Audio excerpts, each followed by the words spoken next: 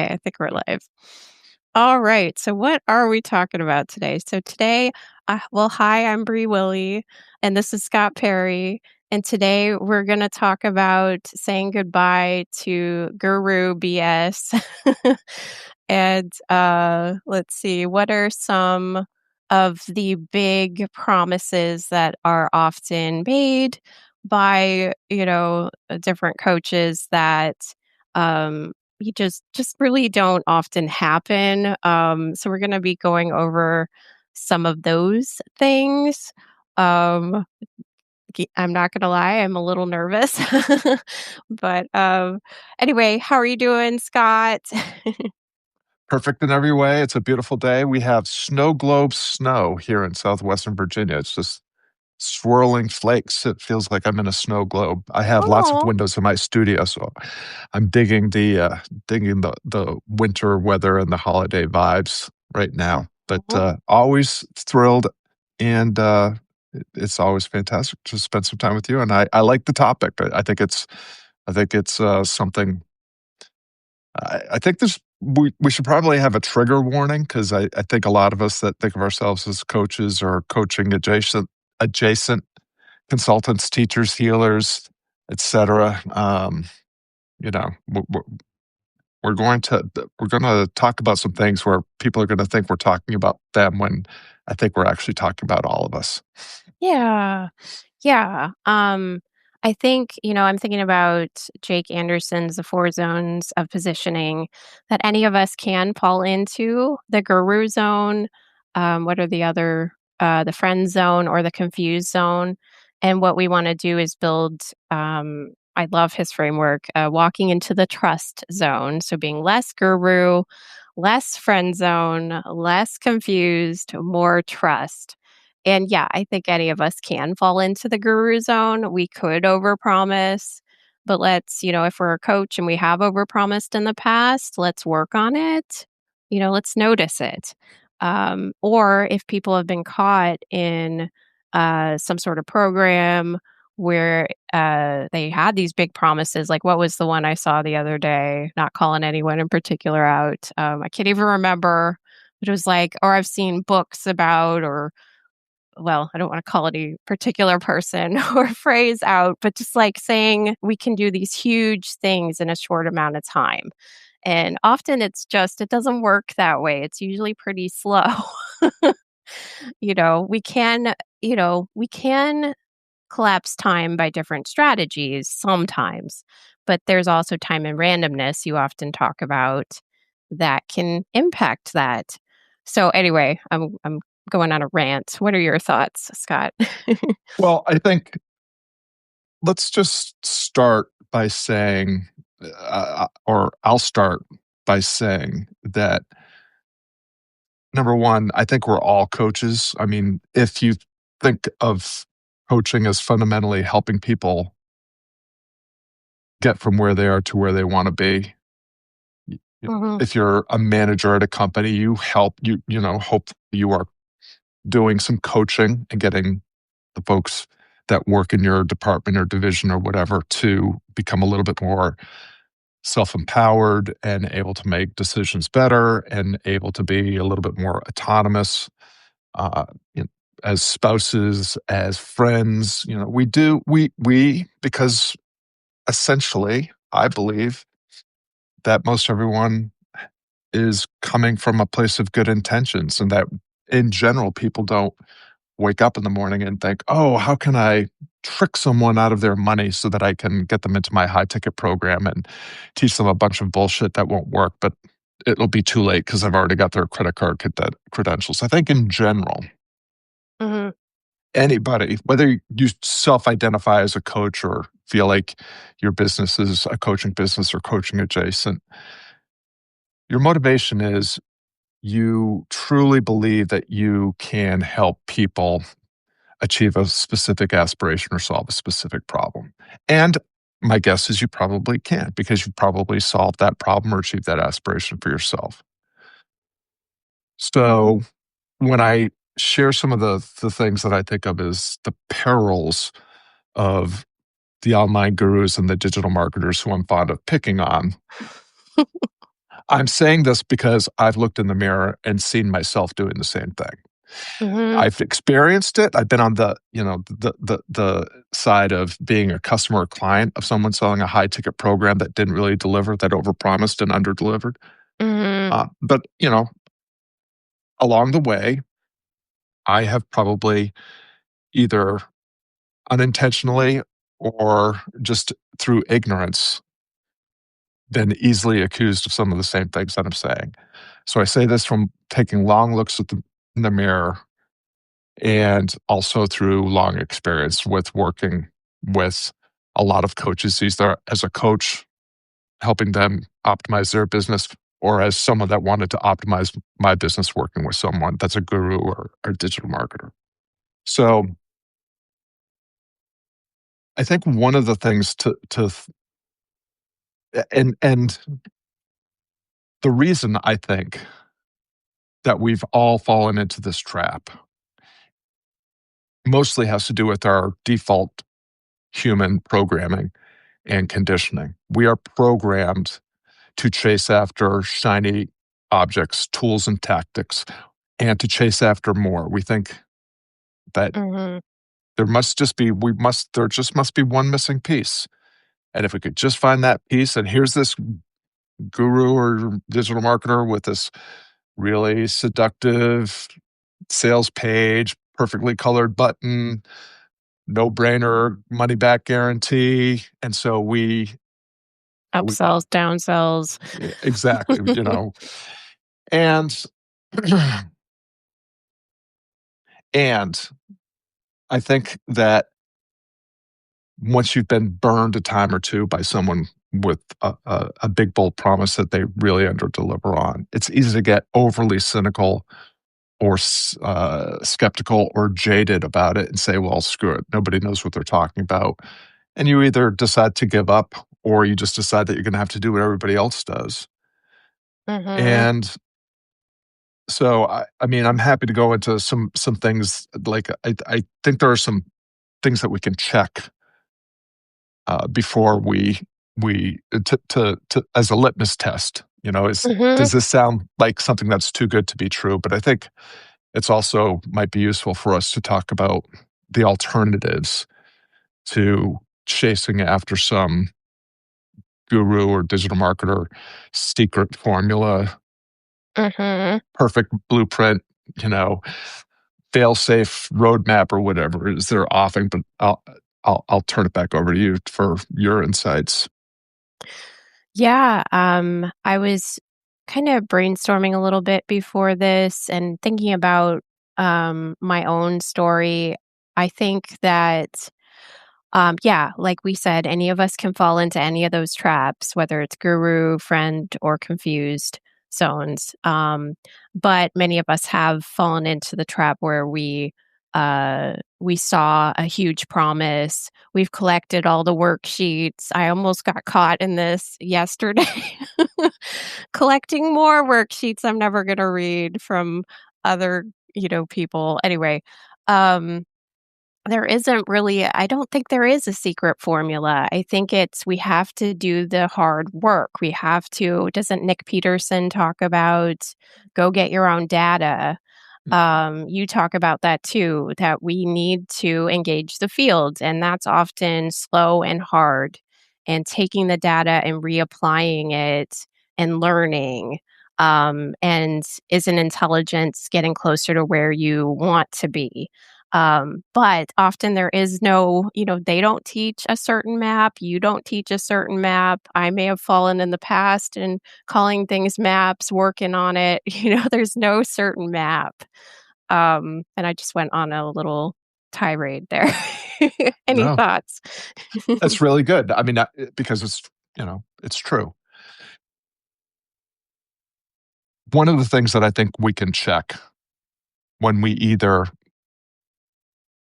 feel ourselves being seduced by some sort of online guru or digital marketer offer, or find ourselves out of desperation, urgency, a feeling of lack or want or imposter syndrome, delivering something that smells of a blueprint roadmap secret formula solution is is this a dogmatic solution to a behavioral problem? Because just as you were saying, I can't give you,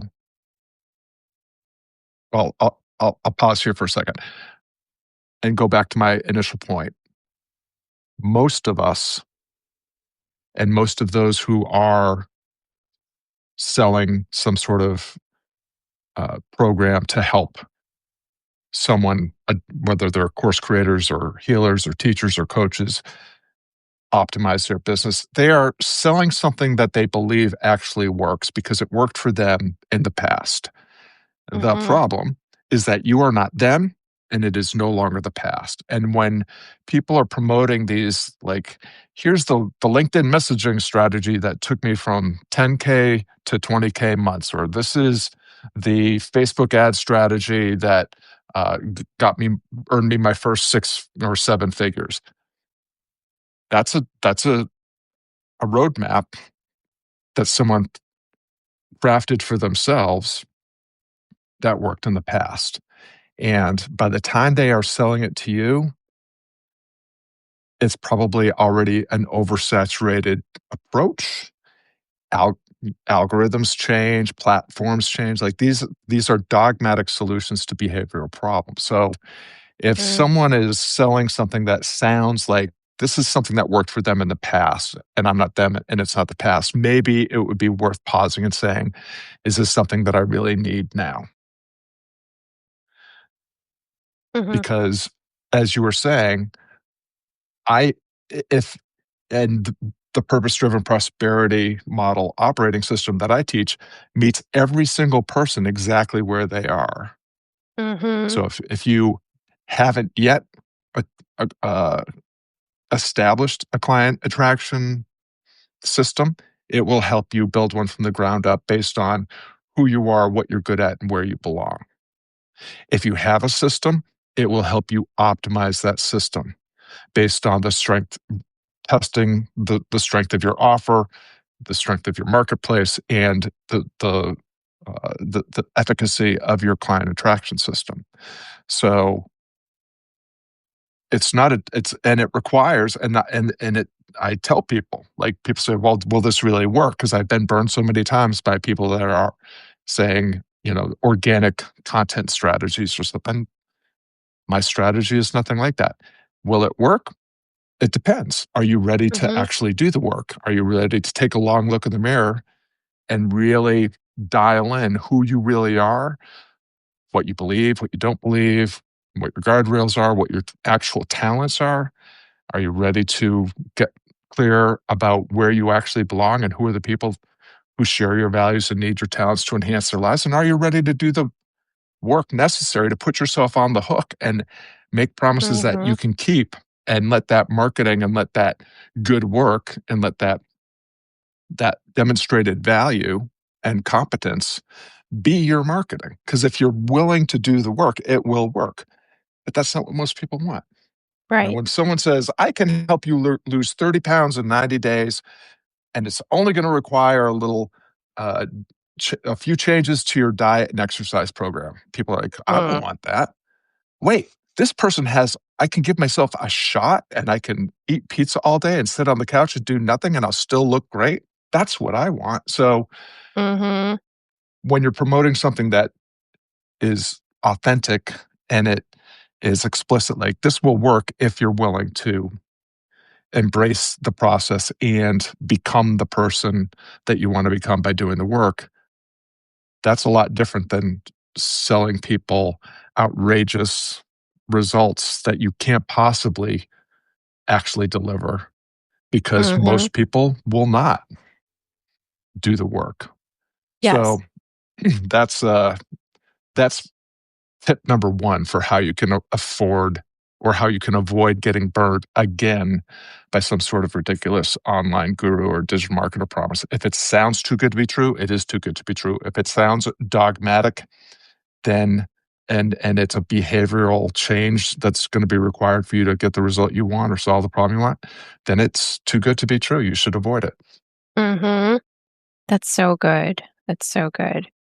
Um, Let's see, what are some other things people can do to try to avoid getting stuck in another program that's not gonna work? I think maybe looking at what you're saying, is it more where you are doing the work? I think, like, I've grown. Oh, I didn't know coaching would be like this. I'm one of your clients, and I feel like I've had to look at myself in the mirror and look at my struggles with follow-ups and try to work on my follow-ups, and it's been hard, but, maybe looking at our own readiness too, maybe is part of it. Um, but what is another strategy, not strategy, something else to watch out for. What did I take some notes on?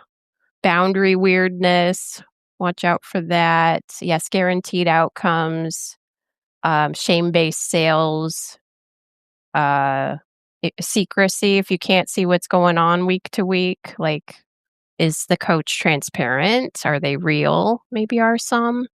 I don't know. Any other thoughts? Well, you pointed to two of the most important. One is your level of readiness. Like when I say it works if you do the work, that means are you ready to put yourself on the hook and do some things that are going to feel uncomfortable until they start to feel comfortable? And with coaching in particular, and again, even if we don't explicitly identify as coaches, if you're a teacher, a healer, a consultant, and for that matter, a lot of service providers, you are doing some form of coaching. When I say be aware of your readiness, like, are you actually good at what you claim you can do? Like, do you have, Mhm, like, because so many times someone that decides they're going to get in the coaching game comes up with their bespoke signature framework that may or may not be just a cobbled together collection of things they've learned from the online gurus and the digital marketers that they've been burned by, and then mhm, say, now that I have a system or a process or this approach or this framework or whatever, I just need a way to sell it. Well, if you haven't validated that what you do works mhm, and validated the packaging and the offer, there's no amount of marketing and sales voodoo that's going to help you keep or build a sustainable, viable business. Because at some point you will burn through the that small segment of the market that will buy something just because it's new, and then you won't have anybody to sell to because you won't have any proof. You haven't proved any competence, as you were saying. If it's all behind a paywall, nobody's going to buy that. Nobody buys uncertainty. Some people have a mhm, higher threshold for novelty and uncertainty. And that mhm, 2.5% of the market is called the innovators, and they will buy because they understand enough and are infatuated with novelty. So they will buy into the new thing. But after that, nobody's buying on uncertainty or novelty. They're buying on information. Does this work? Do I have mhm. proof that this worked for the people that have already bought it? So, Good. readiness, are you actually good at what you do? Do you have a proven track record of delivering the results that you promise you can deliver? Most people are Mhm. chasing after online guru and digital marketer solutions to their marketing and sales problem before they actually have something worth marketing and selling. Yes. I wrote the other day, it's not build it, they will come. It's build it with them, and they're much more likely to come, or something like that. Yeah. Well, and that's why I think you're having success with the purpose-driven prosperity model operating system is what I am saying is, oh, well, I'm going to pause there for a minute. I want to go back to another point that you made that's really important. Like you said, does it? does it align with you said something along the lines of, does this is this the kind of thing that I want to be doing? And again, if the approach or the process or the program or the roadmap formula or blueprint doesn't resonate with your personality and preferences, Mm, there's no way that's going to succeed. right. And what the digital marketers and online gurus will say is, you have to do it this way because all the other things don't work anymore. Like, how many times have we heard email's dead? Video marketing is the only way forward. Really? Because I don't do any video marketing right now. I rely exclusively on email marketing, and I earned everything I needed to make this year in less than 6 months. It's just false because it's false. So the promise of the purpose-driven prosperity model operating system is you can build a business without any of the digital marketing BS that you don't want to do anyways. Like, how many people that are purpose-driven, generous, kind, compassionate, empathetic people that want to help people get from where they are to where they want to be wake up in the morning and say, you know what? I can't wait to spend 80% of my day grinding out copy for Zuckerberg, tweaking my ideal customer avatar, trying to patch holes in my leaky funnel that gets less than a 2% ROI, and put together yet another launch. Like, I Mhm. don't know anybody that wakes up and says, that's what I want, but that's what we all think we have to do. No, Right. the promise Yeah. of the purpose driven prosperity model operating system is you can actually just show up like wake up every day, show up as you are with what you have, where the people that you seek to serve are already gathered, and do your thing and let them watch. And enough of the right people will raise their hands and ask you if you can help them, that you will never have to launch another ad on Facebook, create another YouTube video, do another podcast episode, or write another piece of content. Like, just do your thing out loud and in public.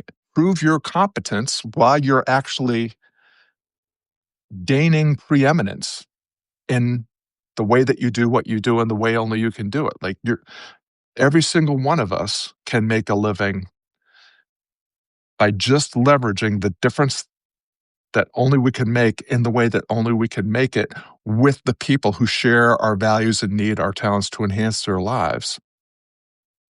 And Mhm. so, eh, and and when I say that, I'm not saying this digital marketer or online guru solution. This is how every business that has ever actually thrived was created. I live in a very small town, and for 25 years, I had a very successful career as a professional guitarist and guitar studio owner. I never had a Yellow Pages listing. I never had an advertisement in the paper. I didn't have a website for at least half of that time. Nice. I just I just showed up every day and did what I do in a way that other people could witness. Mhm. And enough people came to me every single day and said, I like what you're doing. Could we hire you to do that here? Or I like what you're doing. Could you teach my son, my granddaughter, my niece, whatever, to do what you do? And Mhm. and that was it. That was my marketing. I'd never had to create Facebook content. I never had to tweak the copy on my sales page or my website. And I Mhm. never had to make a false claim that I could help you play your favorite Django Reinhardt song in 3 hours. Like, I just demonstrated that I was good at what I do, that I liked doing what I do, and I like sharing it with other people. And you can do the exact same thing in any kind of business. And the more time that you spend doing the work you love and honing your craft, the sooner you will achieve that level of preeminence, that is the foundation for any sustainable, thriving business. The sooner you become the best in the world at what you do in the way only you can do it, the sooner you will be able to ignore all of the noise and just wake up every day and do the work that you do for as long as you want to do it and make more than enough to afford to be able to get up and do it the next day. Mic drop. That's just so great, looking at so you built that business and you looked at the first principles of that music business and you took those principles and you realized I can apply this to any kind of business. And you teach those first principles and you've lived it and you've applied them and you're using it in your business now. You're teaching me how to do that, how to see my own first principles in my own first business and applying that. These are timeless, these principles that you learned, yes, you knew a lot and then you got better and better at your craft. You did it out loud and in public. You kept getting better. You built preeminence, um, through that. And you charged for implementation through all of that too. And you do that now. And Mhm. I'm learning how to do that where we don't just give forever. We've got to make some money at some point. But where do you charge? I know this isn't exactly a guru kind of question, but it's a coaching question. When do you start charging? I guess is a good question. Yeah. Well, I think you were pointing at something interesting and fundamentally true. A lot of people that are, we would identify now as online gurus or digital marketers selling dogmatic solutions to behavioral problems that probably will not work for you because you're not them and it's no longer the past when it used to work for them. Hmm. The the first the first thing is I think you have to begin with the age old philosophical question around knowing thyself.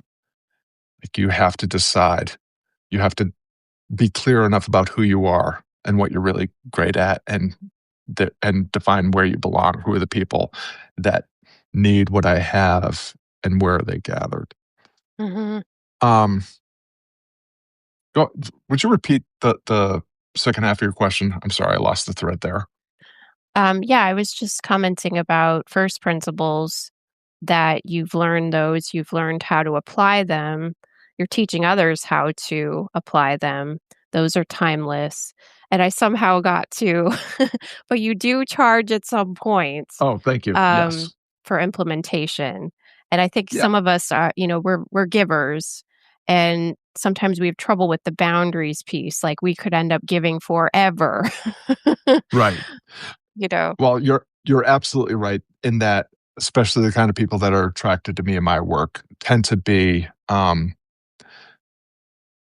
overly generous. They give and Mm, give and give until they give out, and they and don't. burnout. Yeah, they burn out, they blow themselves up, and they never achieve that pricing level of sustainability. Mhm, I think regardless of whether you use my approach or one of your own or somebody else's, there's a point at which you have to decide, I have demonstrated competence and proficiency at delivering this promise that I'm making to people, and now it's time to define the line between what I do for free and what I never do for free. So, just to illustrate with an example from my operating system, again, because my model is built upon demonstrating, like, spend all day doing the work that you want to get better at and that are already good at, but want to become the best in the world at doing in the way only you can do. mhm, And what I suggest is, we have this process that we've just been walking through and is now available uh, in the inner circle vault. But you define the promise that you can make and keep. That's your forever offer. It doesn't have to be a power offer. It shouldn't be a power offer. It should be, here's a promise that I can make every day and keep every day that defines my position, where I stand in the marketplace, not a niche, but a positioning. And then the Be a Blessing marketing is the second stage where you actually show up in public and you demonstrate your ability and competence and proficiency at helping people accomplish the results that they want, keeping the promise that they came to you to deliver on. And so when it comes to your question about like where is that line between the free and the paid, the way that I think about it is if I start a conversation with someone and can then get them to clearly identify for themselves, maybe for the first time ever, this is where I'm actually trying to get to, and this is where I actually am. That level of clarity, as long as they've got enough clarity to see what they're actually trying to accomplish and where they're actually starting from, they've also identified the gap between where they are and where they want to be, maybe for the first time ever. That's an incredible gift to give someone for absolutely free. But it's something I can do in just a quick email exchange or a 5-minute conversation. Once I've done that, I move into what I call a diagnostic, but I'm not a doctor and I'm not a counselor. It's just I'm going to help audit the system that you're currently using to try to get where you want to go, help you get rid of 80% of the things that you're doing that you don't need to do, which Mhm, immediately gives you more time, more attention, more money, and more energy in your life, creates spaciousness. So now you can actually start to enjoy your life a little bit more and maybe reinvest some of those resources into the things that will make a difference. And then identify the 2 or 3 things that need to go right in order to collapse time to target. I'm going to do all of that for free because what I have done now is helped you define your direction. Where do you want to go and where are you starting? And I've given you your roadmap. Here's the 2 or 3 things that need to go right. And then I simply say, if you would like my help getting going and collapsing time to target and identifying all the obstacles and opportunities that will arise that we can't see right now, if you would like me to be your personal GPS, your fellow traveler, and accompany you on getting some traction, let me know. I'd be happy to help you. I'm now crossing the threshold. I delivered a ton of value for free. mhm, I gave you everything you need to do it yourself. And if you want help with the implementation, if you want help saving time while you increase velocity and do it all with as little risk as possible, you can go into some sort of low ticket offering that I have to get some coaching by email for a couple of weeks. And I will prove that this map is working and I will get you some traction and momentum. And if I deliver on each of those promises, I help you define your direction clearly. I help you see the path and that it's possible. And then I actually start helping you collapse time to target. Then when I say at the end of the low ticket coaching by email exchange, if you want some more help, just let me know. Now I've set up for delivering my mid ticket offer. mhm, If you've experienced, if I kept every promise I made along the way, why would you not continue? And I've mhm, demonstrated in other broadcasts the conversion rate that this has compared to the typical digital marketing funnel takes 80% less time, 80% less effort, costs $0, and delivers a 10 to 440x return uh, over your typical digital marketing funnel. And so that's it. I've defined the price gap or the I call it the compensation obligation equation. mhm, I am committed to and obligated to help you clarify direction and see the path. mhm. I must be compensated to help you begin to collapse time to target and implement all the things that I gave you for free. Yeah, And so and if that whatever your offer is, just you have to define, like, here's the hard stop so that you avoid the friend zone. yes. I was gonna say that you're in the trust zone at that point. You're out of the guru, you're out of the confused, you're out of the friend. You're in the trust zone because you've worked with them and helped them. They've seen that it does help. They've seen the evidence. And then they have the choice, and that autonomy is respected and it's individualized. It's not one cookie cutter plan, it's unique to them. You build it with them. And I love that. And I think that's what we watch for in coaches. Do they build with us or do they give us their own formula that we have to squeeze ourselves through and then build something that doesn't match who we are? Yeah. Just it's a great point just to circle back to what we were saying at the beginning. You know, this this approach to real coaching and delivering real results and making promises that we can actually keep does require that we put ourselves on the hook and Mhm. prove the competence that we can, with confidence, deliver the results that we promise to deliver. But again, um, it also requires that the person that we're working with is willing to put themselves on the hook and do the work. And here's two things for consideration by those that are in that zone of I'm honing my craft and stepping into my preeminence and competence in what I do, and I want to make a living at the same time. The it can be You can fall into the trap of I'm just gonna if anybody raises their hand and says, "Can I give you my credit card?"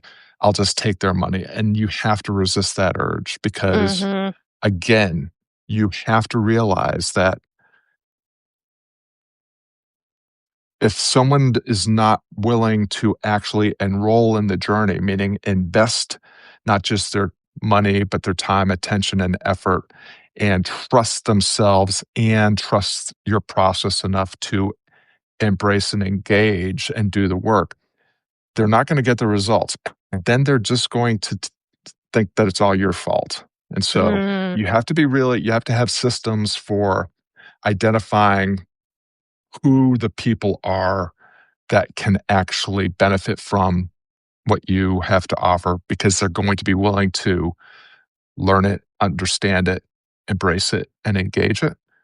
Mhm. Um, and we're not programmed for that. It's, we're in the holiday season. People are buying all sorts of things on Amazon. And if you don't like it, you can return it. No questions asked. That's that's learned helplessness. Like I have no responsibility for the decisions I'm making and the actions I'm taking because Amazon will give me my money back if I'm not happy. Like there is a mentality, and people will say, well, the customer's always right. It's like, well, actually, no, the customer's not always right. In fact, customer's quite frequently wrong, but we live in in a culture that indulges customers' bad behavior.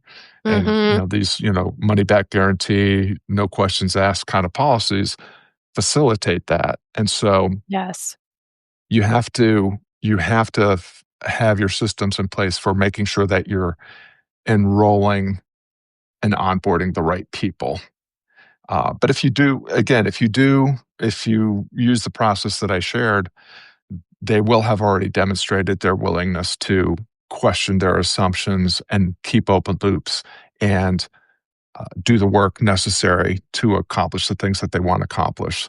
And by the time someone gets through my low ticket coaching by email exchange, I know for a fact whether they're ready to continue to do the work or maybe this should be the end of our adventures together. The final thing I'll say is, and there's no guarantee that my process, I'm not saying that you will close at a 10x or 40x rate compared to your average digital marketing funnel. I do that because I have put in the time and effort and suffered the slings and arrows of outrageous misfortune associated with becoming the best in the world at doing what I do in the way only I can do it. And Mhm. still, I'm there's plenty of people that are dropping off at any of those stages, even though my conversion rate is exceptional. But I've every minute an ounce of effort I've invested has just helped me get better at what I do, and I've earned all of that goodwill. Like, if I help you clarify your direction, I help you see the map, I give you confidence that you can do this, and you decide that you're not going to work with me, at least now, that's a ton of goodwill, a Mhm. ton of competence that I've already demonstrated in public. And when you try to implement it yourself and it doesn't work out, the likelihood that you'll circle back and say, "Hey, could we revisit that program that you were telling me about?" is very, Mhm. very high. So, I Yeah. one of the things that I think you and I are interested in is I want to be able to wake up, like we talked about looking in the mirror. When I wake up and look in the mirror, I want to like the person I'm looking at. I don't want to question my judgment, my abilities, my motivations. I want to know that I have shown up every day with integrity, delivering insights that inspire intentional action, and that I've done the best I can for every single person I've interacted with. And Mhm. I trust that the remuneration and maybe any reputation will come as a side effect of just showing up every day and doing good work that's fully in integrity and done ethically and with empathy and been a force for good in the world. I love that. Yes. Um, I'm sorry, my brain just went blank, but that was all so good. Neurodivergent. Let's see. I think that's so helpful. I feel like this journey has been hard. It's been a lot of work, but I feel like I've grown a lot. And I think, yes, the looking at ourselves, looking at trying to stay as present as possible, but also check in the rear view mirror sometimes, seeing, you know, what are the mistakes and what are some of the good choices we've made and how can we navigate a little better forward. I've done the die hard DIYing it. I did that for a long time. That's how I built my private practice. But, coaching business is a completely different thing, and I needed help, and I'm so glad that, um, you know, that you've helped me along this path, and it's been a wonderful journey and hard. But, Well, let's pause here for a second, Brie, because you and I have been working together for what, about a year and a half now. mhm, I think so. Um,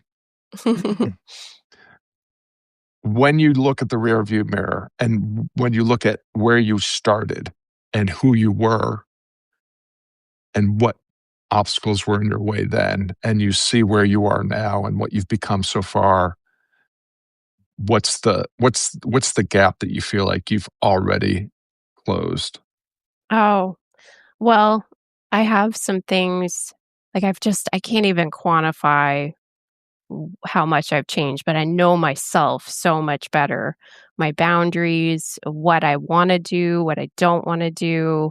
I feel like I've gotten to know me and then how I want my business to fit around me instead of me trying to fit my way, try to be a certain kind of thing for a business to be successful. Like I've realized life's too short to work in something I don't like, and I'm not going to build a business I don't enjoy. And what I'm trying to do is teach people too how to find joy in their businesses. That's why it's called Business for Nerds, because we can be nerdy in our businesses. We can have fun. We can play games. I'm tired of, being, I don't know. We it's just, I don't know. Business needs to be fun. I don't know if I answered your question. Little Well, no, side tangent. I mean, I think just looking at the most recent situation where you had, experienced a loss and you had to kind of sit in the healing space of not not just grinding your way forward, but processing grief. But the way that you have done that with what appears to me to be a great deal of alacrity, like you didn't sit in grief too long. It was almost like you sat there just long enough to do the processing you need to process, and then you were like, "I'm ready to get back on the horse and let's go." And I don't know if a year and a half that would have been that would have happened as quickly. I'm not sure that it would have happened necessarily at all. And so when I look at the amount of clarity that you have about who you are and what you're here to do and who it's for and who it's not for and how you do it and how you don't do it, I don't necessarily recognize that person other than she was always a good-hearted, kind, generous, thoughtful, committed to making a difference person. But your ability to actually do that work now is, I don't know, it's not 10x, it's maybe not quite 100x, but it's somewhere in that range. And Thank you. your point about it's supposed to be fun, like, that is such a profound point, and I think the one that I would wanna finish up on, like, it's called the game of life. Games are supposed to be fun, and all games don't have to be competitive, winner take all, loser loses all propositions. Like, if you play the infinite game of life, it's something that you play for the joy of playing it and in a way that allows other people to play along with you and bring more and more people into the game with you because there is an abundance. Like, no, we don't have to be competitive because Yes. there's plenty for all because each your game of life is different than my game of life. And funding the freedom that we want in life to do the things that really matter to us and spend the time that we want with the people that matter does does not have to take 80% of our lives, and it doesn't require us to do anything that we don't want to do. And Mhm. I agree, it should be fun. Like your work is one of the ways that we build identity and forge meaning in our lives. If you're building a business around someone else's identity and someone else, what gives someone else meaning, you're not playing your game. You're playing a game you can't win because you're playing someone else's game by someone else's rules. So just, Mhm. I think, what you're saying is in a way related to my concept of the zest barometer. Like, if you feel like you're out of alignment, if the work that you do or the way that you do the work that you do is out of alignment with who you really are and who you want to become, and you feel kind of uh, a, a little depleted or exhausted every day, that's a signal that you're either doing the wrong thing or doing the thing wrong. And you're rarely doing the wrong thing. As Right. entrepreneurs, we'll often just blow up a business and start a new one, which it could not be more exhausting. Yes.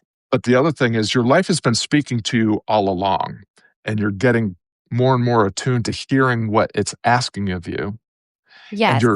you're going to be headed in the right direction. It's just that if you're a degree or two off, it will feel like you're completely on the wrong path. But mostly, it's not that you're doing the wrong thing, it's that you're doing the thing wrong. And if you recognize that and bring what you're doing into more alignment with who you are, what you're good at, and where you belong, it will naturally start to correct itself. You will experience more joy, less exhaustion, more excitement. And all the remuneration and reputation that so many people are chasing will come as just a naturally occurring side effect of doing the work that you're Yes. meant to do now.